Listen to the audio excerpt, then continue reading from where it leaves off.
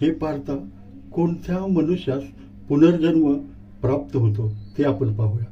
श्रीकृष्ण म्हणतात, हे अर्जुना, नुसत्या श्रद्धेच्या बळावर मोक्षपद स्वाधीन करू पाहतोस, पण हे वाटते तेवढे सोपे नाही। कारण केवळ श्रद्धा म्हणून विसंबून राहून भागत नाही, ती श्रद्धा कोणत्या प्रकारची आहे हे पाहणे अधिक महत्त्वाचे आहे। कारण श्रद्धेचे सत्व, रज, तम असे 3 भाग पडतात। प्रत्येक मनुष्याच्या राहणीमान, आहार, विहार, स्वभाव याप्रमाणे त्याच्यामध्ये सत्व, रज, तम या गुणांचे पैकी 1 गुण वाढतो तर 2 गुण घटतात। हे अर्जुना, सत्वगुण म्हणजे सात्विक श्रद्धा ही मोक्षास साधन आहे।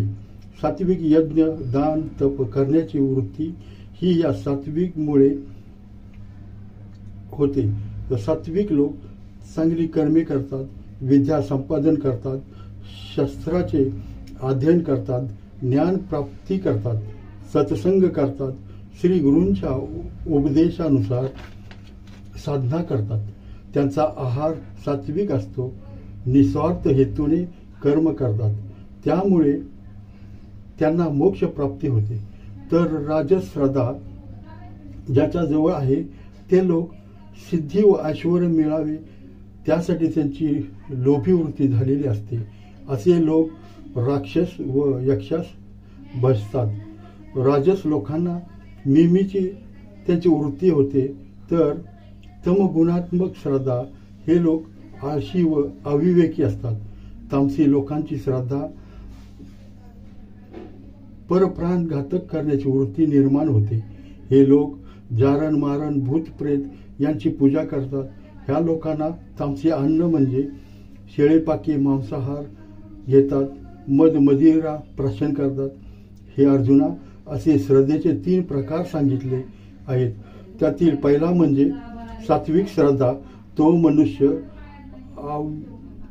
आयुष्यभर ईश्वर प्राप्तीसाठी प्रयत्न करतो, अशात त्याचा मृत्यू झाल्यास त्यास पुनर्जन्म मिळतो। तो एक चांगल्या कुटुंबात की ज्याच्याद्वारे त्याची अपूर्ण राहिलेली भक्ती पूर्ण करून तो मोक्ष मिळवतो। तर राजस मनुष्य धन, ऐश्वर्य मिळवण्यात पूर्ण आयुष्य घालवतो, त्याचा मृत्यू झाल्यास त्यालाही पुनर्जन्म मिळतो, परंतु तो तामसीमध्ये। अशा प्रकारे तामसी श्रद्धामध्ये आळशी, अधर्मी, व्यभिचारी असे गुण असल्यामुळे तामसी लोकांना मृत्यू आल्यास त्यांना पुनर्जन्म नाही, तर त्यांना नरकवास भोगावा लागतो। अशा प्रकारे सात्विक श्रद्धावानास पुनर्जन्म मिळतो, राजस श्रद्धावानास पुनर्जन्म मिळतो, तर तामसी श्रद्धावानास नरकवास प्राप्ती होते। जय श्रीराम।